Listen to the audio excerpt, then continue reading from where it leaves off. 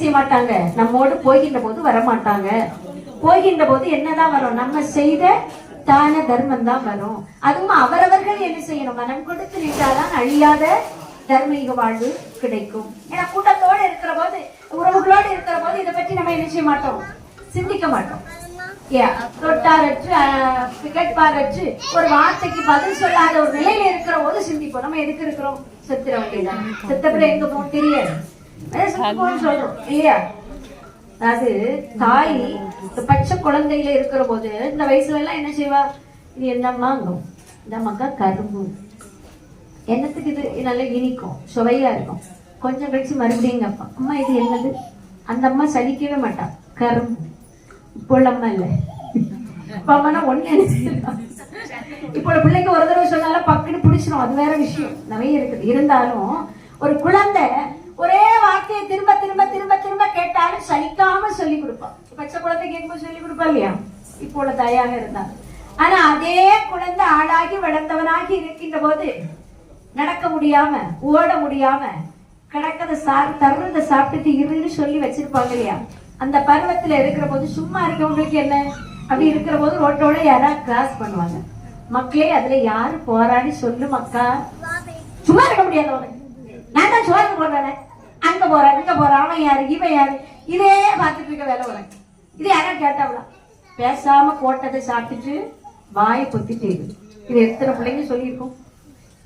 இங்க இருக்காது, இது ஒரு பக்கம். அது திரும்ப திரும்ப ஒரு வார்த்தைய திரும்ப திரும்ப சொல்லி கொடுத்த அதே தாய் தந்தைய வயசான பின்னால், அதாவது 60 ஆனா இப்படி என்ன ஆயிரும், எல்லாம் மெல்ல மெமரி எல்லாம் லாஸ் ஆயிரும். சொன்னாலும் அவங்களும் என்ன செய்வாங்க, திரும்ப திரும்ப கேட்பாங்க. அப்பதான் போயிருப்பாரு இன்னாருன்னு சொல்லியிருப்போம், மறுபடியும் அதே கேள்வி கேட்பாங்க. ஆனாலும் நமக்கு என்ன கிடையாது, பொறுமை. இப்படிப்பட்ட ஒரு தருணம் வரும் பாருங்க, அப்போதான் நம்ம எண்ணுவோம் இதுக்கு பிறகு நாம என்ன பண்ணணும், எங்க போவோம் அப்படிங்கிற எண்ணம் இல்லையா? இப்ப தெரியாது. அப்போ பக்தியில தான் இதை அறிய முடியும். அதனாலதான் 60க்கு பிறகுதான் பக்தின்னு சொல்லுவாங்க. கிடையவே சின்ன குழந்தையில இந்த நாலேஜ், இந்த அடிப்படை அறிவை நம்ம இப்ப கற்றுக் கொடுத்துட்டோம் அப்படின்னு சொன்னா, ஒரு தோல்வி வருகிற போது, ஒரு பணத்திலேயோ இல்ல பொருளையோ இல்ல சம்பாத்தியத்திலேயோ இல்ல உறவுகளிலேயோ ஒரு சின்ன சின்ன சரிவுகள் வருகிற போது என்ன செய்வாங்க, தாங்கிக் கொள்வாங்க. இல்லைன்னா என்ன ஆகும், ஒரேடியா பொட்டுன்னு மனம் அப்படியே போயிடும். சில ஏதாவது ஒரு சம்பவம் நடந்து அன்னையிலிருந்து சாமியே கும்பிட மாட்டாங்க. அப்புறம் என்ன செய்வாங்க, 1 வருஷம் 2 வருஷம் போன பிறகு என்ன ஆகும், மாறி போகுது உலக வாழ்க்கான. இதெல்லாம் ஒரு அடிப்படையான ஒரு விஷயம். அதான் ஐயா சொல்றேன், இது ஒரு யுகம் அல்ல, எல்லா யுகத்துல இறைவன் சொல்றதுதான். சொத்து ஆஸ்தி வஸ்து சுகம் என்று எண்ணாதே. அன்று கிரேதாயத்துல சொன்னார், வம்பிரவாதே வழிழந்து போகாதே தம்பி தனையன் தழங்கள் இழவாதே. எல்லாம் இருக்கு, இந்த வாழ்வு அற்பமானது, எப்படி இருந்தாலும் ஒரு நாள் போய்தான் ஆகும். அதனால இதுல நீ அநியாயத்தை செய்து விடாத. அந்த அநியாயம் செய்வது நீ என்ன செய்யணும், உன்னை பாவத்துல தள்ளிவிடும். உனக்கல்ல உன்னுடைய வம்சத்துக்கு அது என்ன செய்யும், கேட்டை உண்டு பண்ணிவிடும். அது போலத்தான் இங்க வந்து கேட்கிறார். அன்னைக்கு படை இருக்குது, பதாதிகள் இருக்கிறார்கள், ஆணவங்கள் இருக்கிறது, எல்லாம் இருக்கிறது, செல்வம் இருக்கிறதுனால ஓடி போய் அந்த பண்டாரத்தை பிடிச்சிருவான்னு அனுப்புறேன். பின்னால யாராவது நிற்கிறாங்களா கேட்கின்றார். அந்த உயிரிட்ட ஒருத்தரை நீ என்ன சொன்ன, வரம் வாங்கி வருகிற போது கலியன் கையிலே வரம் பெற்று வருகின்ற போது கலிச்சியோடு எம்பெருமான் போய் நின்று உன் வரத்தை எல்லாம் தாண்டி கேட்க கொடுக்க மாட்டேன்னு சொல்ல, என்னோட சண்டை போடு நீ கேட்க, உன்னோடு நான் சண்டை போட மாட்டேன், உன்னோடு சண்டை போட்டால் பக்கத்துல இருக்கக்கூடிய பெண் பார்த்து சிரிப்பார், பேயா தள்ளிப்போ அப்படின்னு சொன்னியா? ஆமா, கடை இல்ல, கம்பு இல்ல, ஆயுதம் இல்ல, பண்டாரம் பரதேசி பிச்சைக்காரன் ஒத்தையா இருக்க, உன்னோடு சண்டை போட மாட்டேன். ஏன் வெல்ல முடியாத வரம் பெற்றிருக்கக்கூடிய வீரனாக்கனா அப்படின்னு. அப்போது நான் சொன்னேன், ஞாபகம் இருக்கிறதா, நீ இந்த வார்த்தையை எனக்கு சத்தியமாக செய்து கொடு. யார் பேர்ல சத்தியம் பண்ணணும்னு கேட்டேன். நீ வாங்கி இருக்கக்கூடிய வரம், பெற்று செல்லக்கூடிய அழைத்து செல்லக்கூடிய பெண், உன் பேர்ல சத்தியம். உடனே அவன் சத்தியம் பண்ணா. என்ன சொன்னா, நான் பண்டாரத்தை ஆண்டியை கனை கம்பு ஆயுதம் எதுவும் இல்லாத ஒரு வந்த நிராயுதபாணியை நான் என்ன செய்ய மாட்டேன், துன்பப்படுத்த மாட்டேன், துன்பப்படுத்த மாட்டேன் சொல்லி வந்தாயா? இப்ப என்ன பண்ண, பண்டாரமா பரதேசியா பிச்சைக்காரனை போல ஆண்டி அல்லவா நான் இருந்தேன். அன்பாக மக்களுக்கு காசு வாங்கலையே, பணம் வாங்கலையே, தர்மத்தாய் அல்லவா நோதித்தேன். அப்படி இருக்கிற போது வர்மமாய் வந்து என்னை அடித்தாயே பாவி, அதுல என்ன நியாயம் இருக்கிறது சொல்லுகின்றார். அப்போது என்னுடைய மக்கள் என்னை எடுத்து, பொன்னப்பன் ஆரணரே பெற்றவரே திண்ணுமப்பாணி வாயிலே எடுத்து சாய தலையரையும் சரிக தொட்டியில் வச்சு எனக்கு பாதத்தை தாங்கினார்களே, அந்த மக்கள் என்றும் நலமாக இருக்க வேண்டும் அப்படின்னு இருக்கிறார். இப்போ நாம கொடுக்கக்கூடிய ஒவ்வொரு தர்மமும் மனதால ஒண்ணுமே இல்லை. இப்ப நம்மளால நல்லா இருக்க முடியாதாலும் இல்லை, மனசால நம்ம நன்மையை நினைக்கணும். மத்தவங்க அழித்து போகணும்னு நினைக்காம இருந்தாலும் என்னதான் கலியுகத்துல மேலான சிறப்பு. இப்ப கல்யாணத்துக்கு போறோம், போனோடனே என்ன செய்வோம் சொல்லுங்க? போனோடனே சாப்பிடுவோம். கரெக்டா சொன்னீங்க. ரொம்ப கூட்டமா இருக்கு, போட்டோ எடுக்க முடியாது, முதல்ல என்ன செய்வோம்? சாப்பிடுவோம். சுவாமி சோறு போடுது, முதல்ல நமக்கு என்னதான் முக்கியம் ஆயிட்டு. இப்ப நான் போனாலும் அப்படிதான் போவேன் இல்லையா? ஆனா சரி, போறதெல்லாம் பரவாயில்ல. அந்த மணமக்களே என்ன செய்யணும்? மனசார வாழ்த்து. கிட்ட போய் வாழ்த்தாட்டாலும் நல்லா இருக்கணும் ஒரு வார்த்தை வாழ்த்து. நாம கல்யாண கார்டு அடிச்சு மூட்டை பந்தல் வச்சு எல்லாரையும் வரவழைச்சு என் பிள்ளைகளை வந்து வாழ்த்தி சொல்லுங்கோன்னு நல்ல கொட்டை இடத்துல என்ன செய்யணும்? கார்டு அடிக்கணும். ஏன்? அந்த இடத்துல தான் அடிக்கிறோம். எல்லாரும் வரணும், யாரும் வரக்கூடாதுன்னு நினைக்க மாட்டீங்க, எல்லாரும் வரணும். என் பிள்ளை கல்யாணத்துக்கு என்ன செய்யணும்? உலகமே வந்து கூடி இருக்கணும், எல்லாரும் வாழ்த்தணும், எல்லா தாயும் தந்தையோட நினைக்கக்கூடியது. ஒரு நாளா நம்மளும் அது மாதிரி மற்றவர்களை வாழ்த்தணும்னு எனக்கா நினைச்சிருக்கோமா? 500 ரூபா அச்சம் 1000 என்ன செய்யணும்? இந்த லாஜிக்க பார்ப்போம். இது இயல்பான ஒரு தன்மை இல்லையா? வாழ்த்துவது என்பது ரொம்ப பெரிய விஷயங்க. ஆனா அதுக்கு காசோ பணமோ தேவையே இல்லை. ஒன்னே ஒண்ணுதான், என்ன? மனம்தான் தேவை இல்லையா? நம்ம நல்லா இருக்குன்னு சொன்னா வாழ்ந்துருவானு நினைச்சிருக்காது. நினைக்காம நல்லா இருக்கணும்னு மனசார வாழ்த்தினாலே பெரிய தர்மம். அந்த வாழ்த்துதெல்லாம் இல்ல, அதுக்காண்டி தர்மம் தர்மம்னு சொல்றாங்களே. தர்மம்னா என்ன? தர்மம்னா நன்மை. தர்மம்னா என்ன? அறம். நன்மையான காரியங்களை செய்வது எதா இருந்தாலும் தர்மம். அதுல போயிட்டே இருக்கீங்க, அதுல தெரு போயிட்டு என்ன கவழ்ந்து ஓடிட்டு இருக்கேதோ, திறந்து வச்சிருக்கீங்க, தண்ணி போயிட்டு பூட்டை மறந்துட்டாங்க, இப்ப திடீர்னு வருது, நம்ம பார்த்துட்டு தான் போறோம், இது பொது சொத்து, யார் வேணாலும் பார்க்கணும் அப்படின்னு போனோம்னா அது தர்மம் இல்லை இல்லையா? அதை என்ன செய்யணும்? இது எல்லாருக்குமான பொது சொத்து, நமக்கும் உட்பட்டது, வேஸ்டா போகுது, இந்த உலகத்திலே ரொம்ப தேவை அடிப்படை நீர். அப்ப என்ன செய்யணும்? அந்த பைப்பை பூட்டி வைக்கணும். நம்ம அந்த தண்ணி அதுல எடுக்காவிட்டாலே என்ன செய்யணும்? இது ஒரு பிரபஞ்சத்தினுடைய தர்ம நியதி. அது கொடுப்பது மட்டும்தானே கிடையாது. இப்படி என்ன செய்யணும்? நாம தர்மம். இப்படி ஒரு மனதாலையா செய்தாயா? சுண்ணாம்பு ஆனாலும் கொடுத்தாயான்னு கேட்கிறா. சுண்ணாம்பு கொடுக்கறதுன ஒரு வெத்தலைக்கு தடவாங்களே சுண்ணாம்பு, அது கொடுத்தா கூட தர்மம். ஒருத்தங்களுக்கு பூ மனதார கொடுக்கறோம்னா தர்மம். அடுத்தவங்க மதுலட்டி என்ன செய்யக்கூடாது? பூ பறிச்சு கொடுக்கறதல்ல, நம்ம மனதார கொடுக்கணும். நம்ம வீட்டுல இறைவனுக்கு கூட அப்படிதாங்க, இறைவனுக்கு தானே வைக்கணும்னு சொல்லி என்ன செய்யக்கூடாது? பெரிய பாவம் அடுத்த வீட்டுல போய் என்ன செய்யக்கூடாது? பறிச்சு ஐயா அதான் அது என்னன்னா வழி தேங்காய் எடுத்து கடை தேங்காய் எடுத்து வழி பிள்ளையாருக்கு உழைக்க மாதிரி ஆகிப்போம். ஒரு நாள் இறைவனுக்கு சாத்தக்கூடிய கொடுக்கக்கூடிய மலரை என்ன செய்யக்கூடாது? அடுத்த வீட்டுல களவாடியோ இல்ல பறிச்சோ கொடுக்க வேண்டிய அப்படிலாம் இறைவன் கேட்கவே இல்லை. தவறான விஷயம். ஏன்னா அதுவே ஒரு மாபெரிய தர்மம். பூ கொடுப்பது தர்மம், பசு கொடுப்பது தர்மம், உணவு கொடுப்பது தர்மம், அநாத பிணத்தை எரிப்பதோ புதைப்பதோ தர்மம், ஒருவங்களுக்கு மருத்துவ செலவுக்கு கொடுக்கிறோம்னா தர்மம், படிப்பதற்கு உதவி செய்தோம்னா தர்மம்,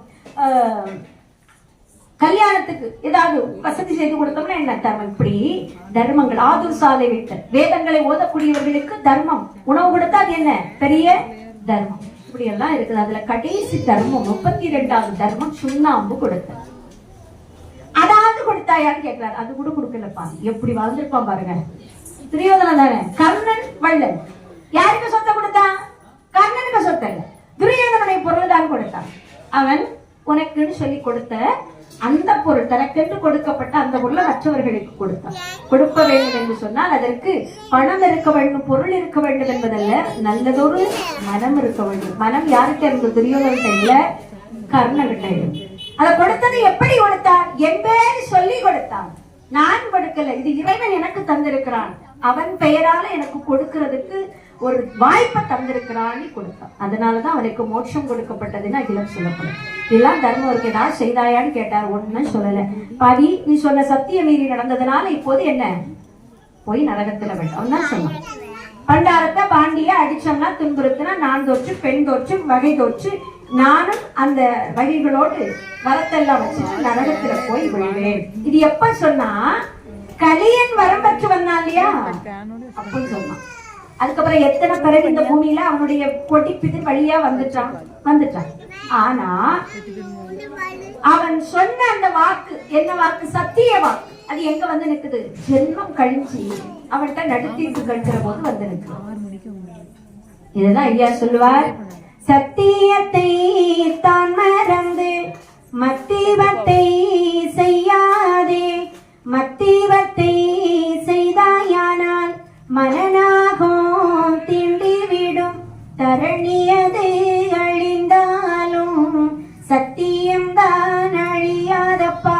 உலகமே அழிஞ்சால் எல்லாம் புதுப்பிச்சு மாறுதல் அடையும். ஆனா சத்தியம் என்ன செய்யாது? அழியாது. அவன் அன்னை கொடுத்த வாக்கு அவனுக்கே வந்து விரையா நிற்குது. இப்படித்தான் ஐயா கலி அழிக்கிறார். அப்போ அவர் உங்ககிட்ட இருக்க கலிய மாயத்தாலேயோ மந்திரத்தாலேயோ ஆயுதத்தாலேயோ என்ன செய்யல? இந்த கலியுகத்தை ஐயா அழிக்கல. அவரவர்கள் இதுக்குள்ள இருக்கக்கூடிய அந்த மாயம் என்று சொல்லக்கூடிய மாய கலியை தன்னம் தன்னாலே என்ன செய்யணும்?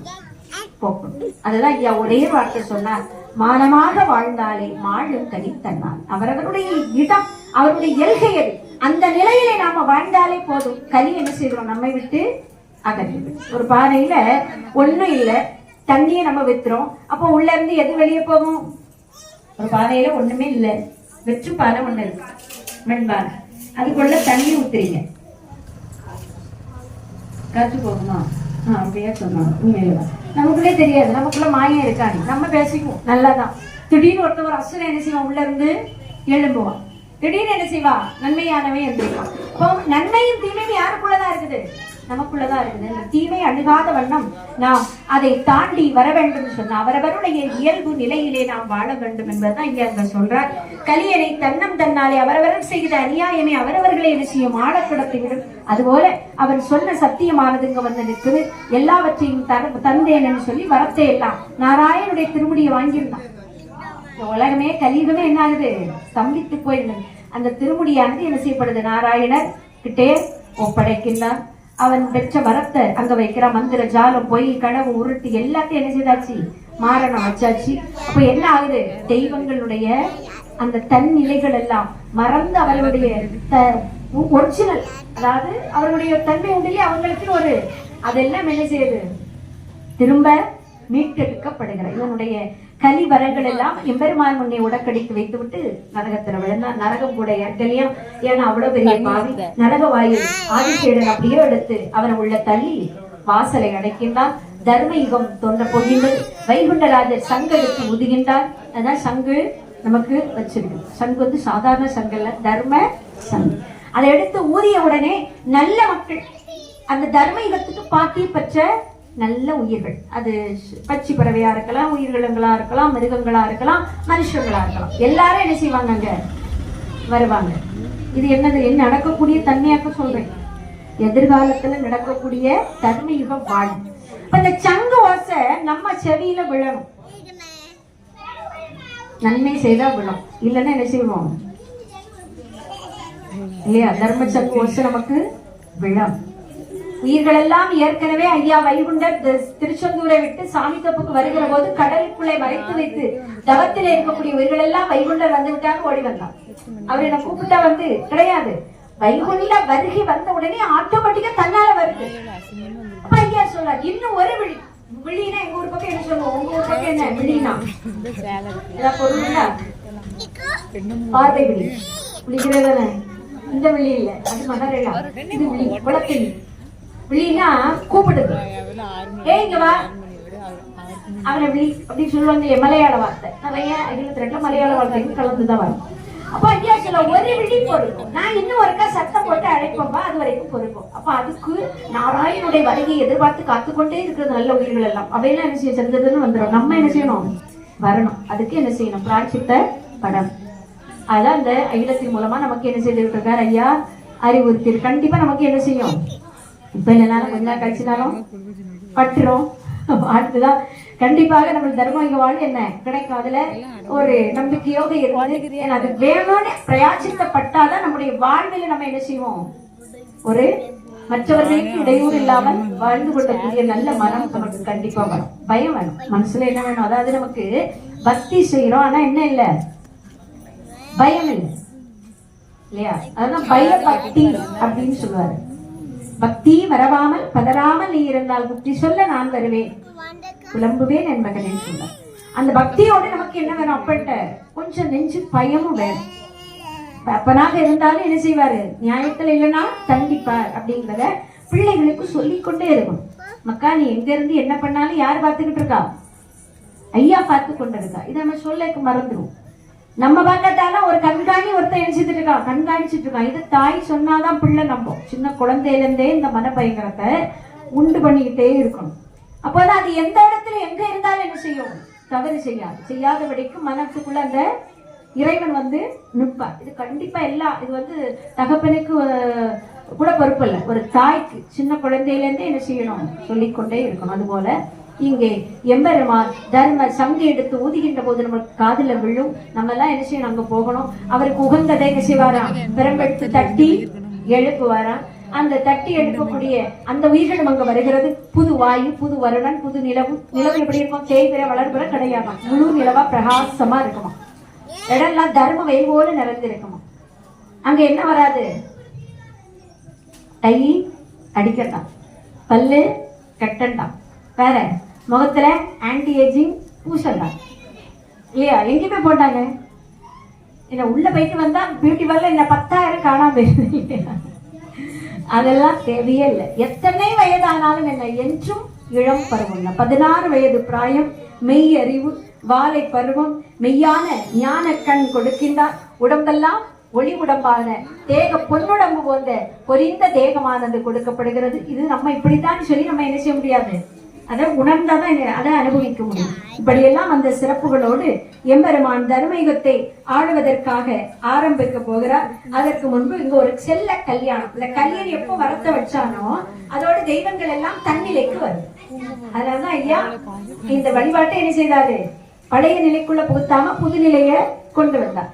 இப்போ எல்லாருக்கும் ஒரு மங்களம். அதனுடைய வைகுண்டமான வாய்த்த திருநாதனுக்கு சீதை மங்கிமார்கள் தெய்வ கன்னியரை நாராயணருக்கும் மன்னர் அவருக்கும் மாலையுடன் புரிந்து பொன்னம்பலர்க்கும் பெரிய பொருளுக்கும் தன்னம்பெரிய சதா பிரம்மனுக்கும் நாதன்மார்க்கெல்லாம் மாதவர்களுக்கும் வாய்த்த தேவாதிக்கும் மாதவனான அரிகேசவனுக்கும் இப்படி மங்களம். அப்போ அந்த மங்களம் புரியக்கூடிய இடத்துல அவங்கவுங்க நாயகனோடு சேர்ந்து இருக்கிறாங்க. சரஸ்வதி இருக்கிறா, பார்வதி இருக்கிறா, பகவதி இருக்கிறா, கங்கை, மடந்தை, பாடி எல்லா தெய்வங்கள் கூடியிருக்கிறாங்க சபை. அங்க ஒரு அம்மையை மட்டும் காணல, பத்திரகாளி. அவள் எங்க இருக்க? வடவாமுகத்துல சிறைப்படுத்தப்பட்டார். எப்போது பிள்ளைகள் அணைக்கரையிலே சோழனால் சார்ந்தவர்கள் கொல்லப்பட்டார்களோ அன்று அமர்த்தப்பட்ட அம்மை எப்போதான் எழுப்புறா? தர்மீகத்தை ஆட வருகின்ற அதுக்கு முன்னால்தான் எழுப்பப்படுறார். இப்ப எல்லாரும் தேடுறாங்க, நம்ம பிள்ளைய கண்டுமணி போல காக்க ஒப்படைத்து கொடுத்தோமே அந்த பத்திரகாளி, வராகி, சுந்தரி, சாமுண்டீஸ்வரி, நிறைய நாமம் பெற்றவள் இல்லையா? அவளை கேட்டு தேடுற போது அவ சிறையில இருக்கிறாள். இனி அவர் தண்டனை பெற வேண்டிய அவசியம் இல்லை. ஏன்? இந்த சான்றோர்கள் அணைக்கரையிலே மாண்டு போன அந்த உயிரோடு உடலோடு ஐயா திருப்பி கொடுக்கின்றார். அந்த பனிஷ்மெண்ட் தண்டனைக்கு இனி அவள் பாக்கியப்பட வேண்டிய அவசியம் இல்லை. வர வேண்டும் எண்ணுகிறார். எதிர் வருகின்றார். எல்லோரும் அங்கே சபை பூர்த்தியாகின்றது. எம்பெருமான் தர்மயுகத்தை ஆளுவதற்காக துவரையம்பதி துலங்கக்கூடிய அந்த சிறப்பை சொல்லுகின்றார். அதை வாசகத்திலே நாம் அறிவோம்.